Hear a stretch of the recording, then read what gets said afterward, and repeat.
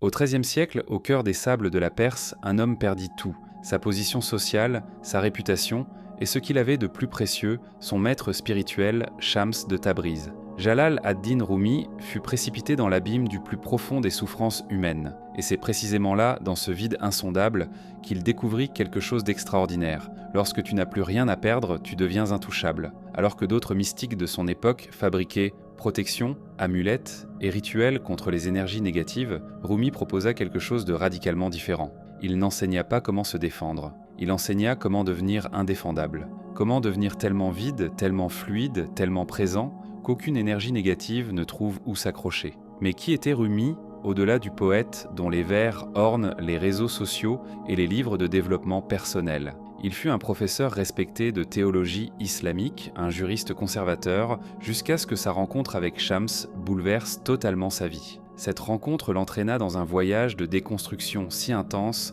qu'il passa d'érudit rigide à danseur extatique, de théologien cérébral à poète au cœur en flammes. Rumi n'écrivit pas ses poèmes comme de la littérature. Il les déversa comme de la lave spirituelle, comme des cris d'extase et d'agonie transmutés. Ses écrits n'étaient donc pas de la théorie. C'étaient les cartes vivantes de quelqu'un qui avait traversé son enfer intérieur et découvert que de l'autre côté, il n'y avait pas seulement de la lumière, mais une liberté si absolue qu'aucune force extérieure ne pouvait plus l'atteindre. Aujourd'hui, nous allons plonger dans la formule spirituelle que Rumi nous a laissée. Ce n'est pas une technique rapide, ce n'est pas un mantra de protection, c'est une transformation radicale de la structure même de ton être. Et cette formule repose sur 3 piliers. Comme une alchimie intérieure, premier, le détachement comme armure invisible, apprendre à ne s'accrocher à rien, pas même à sa propre identité, car les énergies négatives ne collent qu'à ce qui s'attache. Deuxième, le silence intérieur comme forteresse, cultiver un vide si profond que tout le bruit extérieur te traverse sans laisser de traces. Troisième,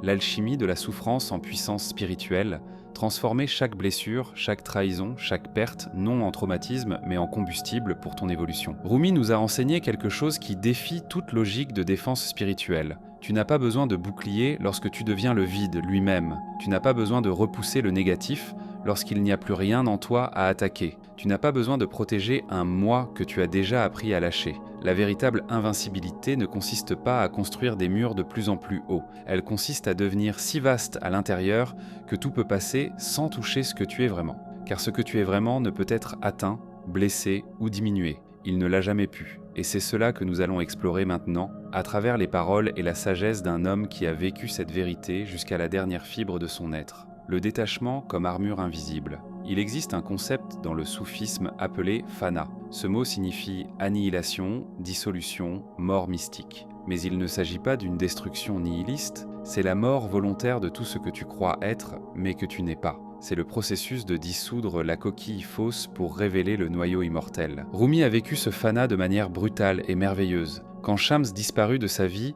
certains disent assassiné, d'autres disent qu'il partit simplement. Rumi ne perdit pas seulement un ami. Il perdit le miroir dans lequel, pour la première fois, il avait vu son vrai visage. Et dans cette perte dévastatrice, quelque chose d'extraordinaire se produisit. Il comprit que même Shams ne pouvait être retenu. Même l'amour le plus profond ne pouvait être possédé. Fana n'est pas une renonciation forcée. Ce n'est pas un ascétisme masochiste. C'est la compréhension viscérale que tout ce qui peut être perdu n'a jamais vraiment été à toi. Ton corps, temporaire, ton esprit, un flux continu, tes émotions, des vagues qui vont et viennent, tes possessions, des prêts de l'univers, ta réputation, une fiction collective, même ton histoire personnelle, ce récit que tu racontes sur qui tu es, n'est qu'une construction, un château de sable que le temps finira par dissoudre. Quand tu comprends cela, non seulement intellectuellement, mais jusque dans tes cellules, quelque chose de profond se produit. Tu cesses de donner une adresse aux énergies négatives pour te trouver. Imagine ainsi une énergie négative, critique, jalousie, projection, attaque psychique, fonctionne comme un hameçon.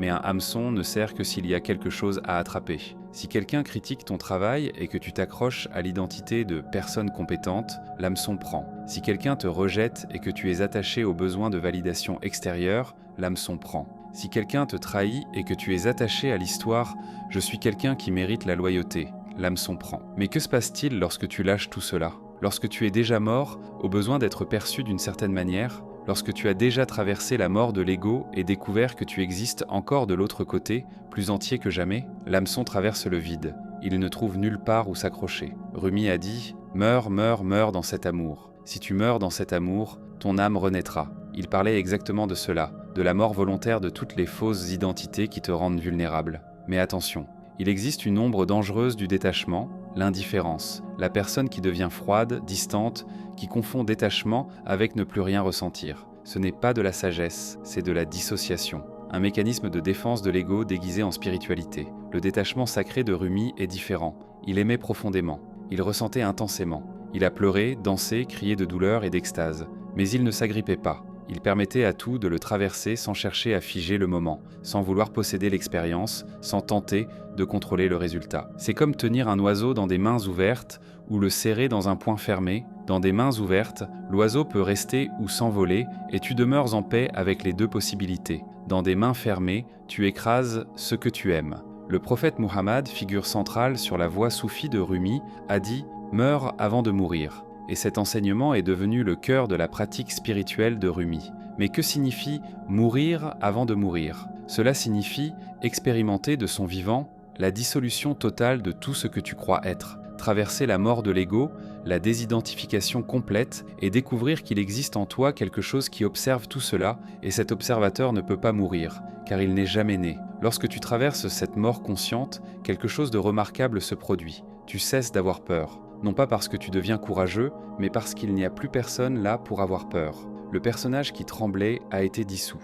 Et sans peur, tu deviens véritablement intouchable. Les énergies négatives se nourrissent de la peur. Peur d'être diminué, peur de perdre, peur d'être vu tel que tu es vraiment, peur de ne pas être suffisant.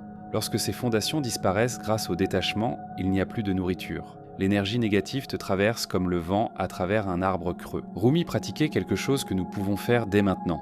Il se demandait constamment qui parle, qui ressent, qui veut, et chaque fois qu'il posait ces questions, il découvrait qu'il n'était pas la voix dans sa tête, ni l'émotion passagère, ni le désir momentané. Il était l'espace où tout cela apparaissait. Et c'est maintenant, même en lisant ces mots, qui lit, pas la personne avec ton nom, ton histoire, ton âge, mais la conscience pure qui témoigne de tout. Cette conscience n'a jamais été blessée, jamais diminuée, jamais touchée par une énergie négative, car elle est antérieure à toute énergie, à toute forme. Plus tu habites cette conscience témoin, plus le détachement devient naturel, non forcé, non réprimé, mais organique, comme un fruit qui tombe lorsqu'il est mûr. Le détachement de Rumi n'est pas de la froideur, c'est de la liberté. Ce n'est pas l'absence de sentiments, c'est la capacité de tout ressentir sans être emporté par rien. Et lorsque tu cultives ce détachement sacré, tu découvres que tu n'as plus besoin de te défendre, parce qu'il n'y a plus personne à défendre. Et c'est de ce personne devenu invincible que nous allons parler maintenant dans le prochain pilier. Le silence intérieur comme forteresse. Il existe un autre concept fondamental dans le soufisme que Rumi maîtrisait, Sukut, le silence sacré. Mais ce n'est pas le silence de ne pas parler, c'est le silence intérieur, cet espace vaste et tranquille qui existe avant la pensée, avant la réaction, avant la narration. Rumi passa des années en retraite de silence, il y eut des périodes où il cessait simplement de parler, parfois pendant des jours, parfois des semaines, mais le silence qu'il cultivait n'était pas seulement extérieur, c'était une paix si profonde que même ses pensées se dissolvaient dans cet océan de calme. Et c'est dans ce silence qu'il découvrit quelque chose de crucial. Le bruit intérieur est ce qui amplifie toute attaque extérieure. Sans l'écho de l'esprit bavard, aucune énergie négative ne peut résonner en toi. Pense à la manière dont une offense, une critique, une énergie lourde fonctionne. Quelqu'un dit quelque chose de désagréable ou projette quelque chose de négatif sur toi. C'est le premier impact, comme une pierre jetée dans un lac. Mais ce n'est pas la pierre qui crée la souffrance prolongée, ce sont les vagues. Et les vagues naissent du bruit intérieur. L'esprit commence aussitôt « Pourquoi a-t-il dit ça ? Qu'ai-je fait ? Comment répondre ? C'est injuste. Je ne mérite pas ça. Et s'il avait raison ? Et si tout le monde pensait la même chose ? Et alors commence le cycle. Pensée crée émotion. Émotion crée pensée. Pensée crée histoire.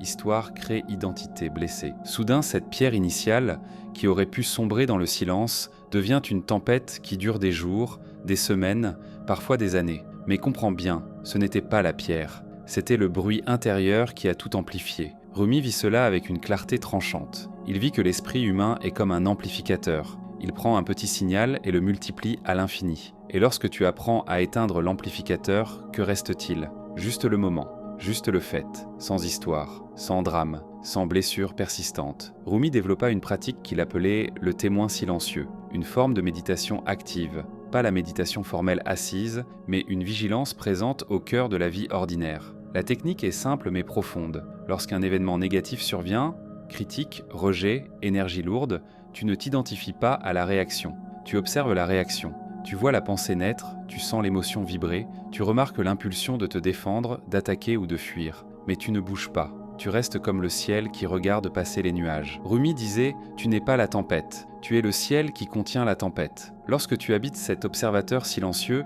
quelque chose de magique se produit. Tu crées un espace entre le stimulus et la réponse. Et dans cet espace, le pouvoir de l'énergie négative se dissout. Car elle a besoin de ta réaction pour se nourrir. Elle a besoin que tu entres dans le jeu. Mais si tu observes simplement, sans acheter l'histoire, sans nourrir le drame, l'énergie ne trouve aucun combustible. C'est comme lorsqu'une personne tente de te provoquer et que tu la regardes simplement, calme, présent, sans agitation intérieure. L'autre devient déstabilisé, parce que le jeu nécessite 2 joueurs. Lorsque tu te retires dans le silence intérieur, le jeu s'éteint. Il existe une histoire à ce sujet. Un jour, un groupe d'hommes insulta Rumi publiquement, le traitant de fou, d'hérétique, d'ivrogne d'amour. Ses disciples, indignés, voulurent le défendre. Mais Rumi sourit et continua son chemin, comme si rien ne s'était passé. Quand on lui demanda pourquoi il n'avait pas répondu, Rumi dit quelque chose d'extraordinaire. « Je ne peux répondre à quelque chose qui n'est pas entré en moi. » Ces mots ont frappé à la porte, mais je ne l'ai pas ouverte. Ils sont restés dehors. C'est cela le non-engagement mental. Ce n'est pas faire semblant de ne pas entendre. Ce n'est pas réprimer la douleur. C'est simplement ne pas permettre à l'information de s'enraciner dans ta conscience. Tu entends, tu constates, mais tu n'invites pas à entrer. Tu n'offres pas de chaise. Tu ne sers pas le thé. La plupart des gens font l'inverse. Quelqu'un jette une graine de négativité et non seulement il l'accepte, il la plante, l'arrose chaque jour avec des pensées répétitives, puis s'étonne lorsqu'un arbre entier de souffrance pousse en eux. Le silence intérieur de Rumi était un sol stérile pour les graines négatives. Rien n'y germait, car il n'y avait pas la terre fertile du bavardage mental, de la rumination, de l'histoire sur l'histoire. Et voici le paradoxe le plus profond.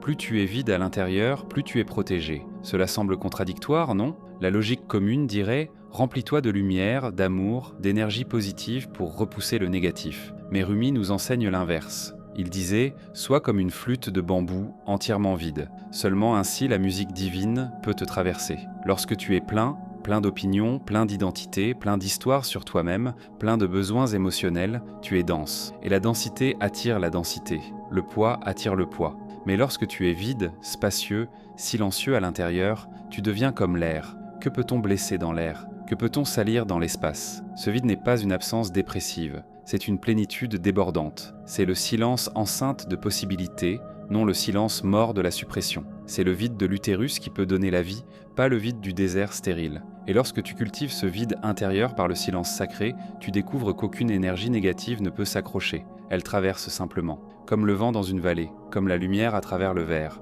sans résistance, sans friction, sans traumatisme. Rumi n'a pas atteint ce silence du jour au lendemain. C'était une discipline. Chaque jour, plusieurs fois par jour, il revenait au silence. En pleine conversation, en pleine action, il s'arrêtait un instant. Il retournait au centre tranquille. Il demandait « Où est le bruit ? Où est l'agitation ?» Et doucement, sans jugement, il rentrait à la maison, dans le silence qui avait toujours été là. Tu peux faire cela maintenant, à cet instant précis. Arrête-toi, observe le bruit mental. N'essaie pas de le faire taire, observe simplement. Et en observant, tu as déjà créé un espace entre toi et le bruit. Tu habites déjà le témoin silencieux. Et plus tu pratiques, plus cela devient naturel. Jusqu'à ce que tu réalises un jour, le silence n'est pas quelque chose que tu crées, c'est quelque chose que tu es. Tu étais simplement trop distrait par le bruit pour le voir. Le silence intérieur de Rumi n'était pas une fuite du monde, c'était une forteresse portable. Peu importe où il se trouvait, peu importe qui était autour de lui, il avait toujours accès à ce sanctuaire intérieur. Et dans ce sanctuaire, aucune énergie négative n'avait de pouvoir. Parce que dans le véritable silence, il n'y a personne à attaquer. Il n'y a que la présence, pure, vaste, inébranlable. Et c'est de cette présence silencieuse que naît la capacité de transformer même la souffrance la plus profonde en combustible spirituel. Et c'est de cela que nous allons parler maintenant. Nous arrivons maintenant au cœur palpitant de la sagesse de Rumi. Car tu peux maîtriser le détachement, cultiver le silence intérieur, mais la vie, inévitablement, t'apportera la souffrance, la perte, la trahison, la mort, la désillusion, et c'est dans la manière dont tu te relis à cette souffrance que réside la véritable épreuve de l'invincibilité spirituelle. Rumi n'a pas seulement théorisé cela, il l'a vécu. Quand Shams disparut, quelque chose en lui fut brisé.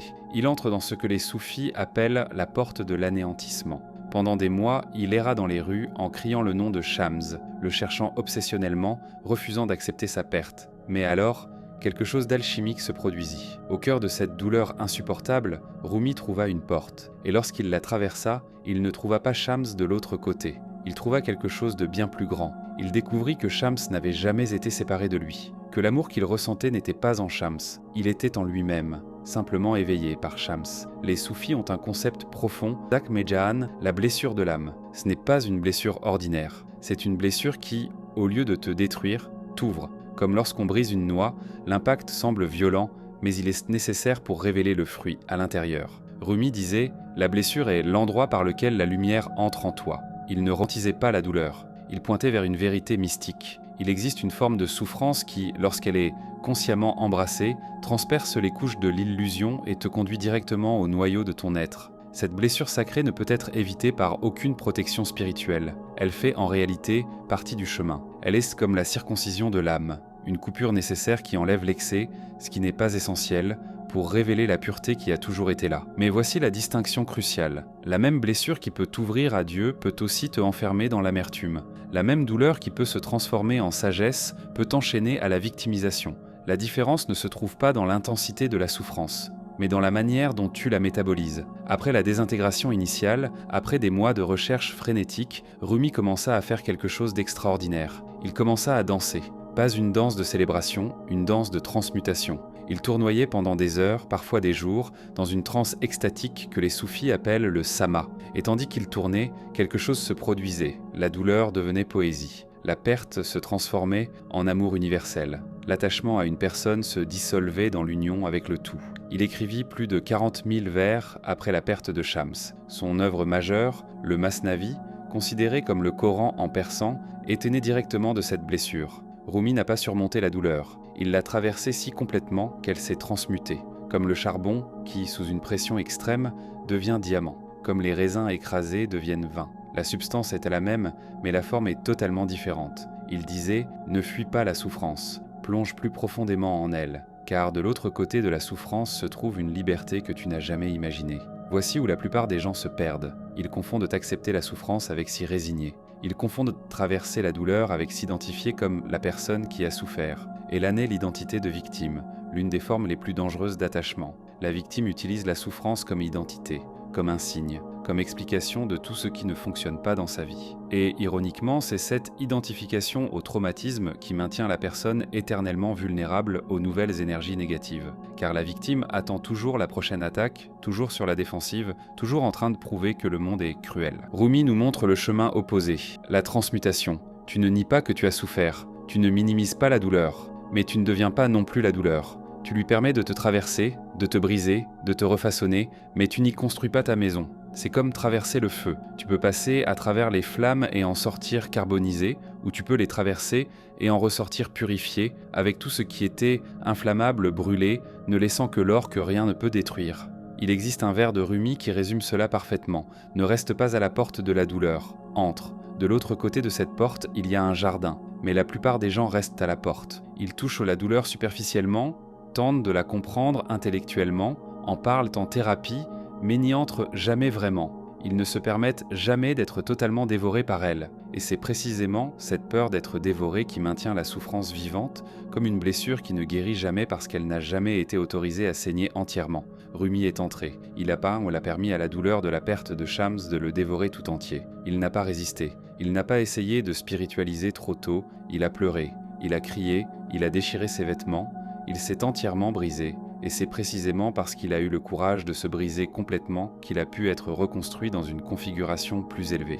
Car lorsque tu contrôles le brisement, lorsque tu gères la douleur, tu restes dans la même structure qu'avant, juste avec quelques fissures. Mais lorsque tu permets l'effondrement total, l'univers te recompose d'une manière que tu n'aurais jamais pu imaginer. Rumi nous a laissé une formule. Elle n'est pas instantanée, elle n'est pas confortable, mais elle est infaillible. Première étape, accepter. Pas une résignation passive, mais une acceptation active. Regarder la souffrance et dire « Tu es là, je te vois, je te ressens, je ne vais pas faire semblant que tu n'existes pas. » C'est cesser de lutter contre ce qui est déjà. Deuxième étape, traverser. Entrer complètement dans l'expérience de la souffrance sans anesthésie, sans distraction, sans fuite spirituelle prématurée, ressentir jusqu'au bout, pleurer jusqu'à ce qu'il n'y ait plus de larmes, crier jusqu'à perdre la voix, permettre à la douleur de t'enseigner ce qu'elle est venue enseigner. Troisième étape, transmuter. C'est ici que commence la véritable alchimie. Tu prends cette énergie brute de la souffrance et tu la diriges consciemment, par l'article,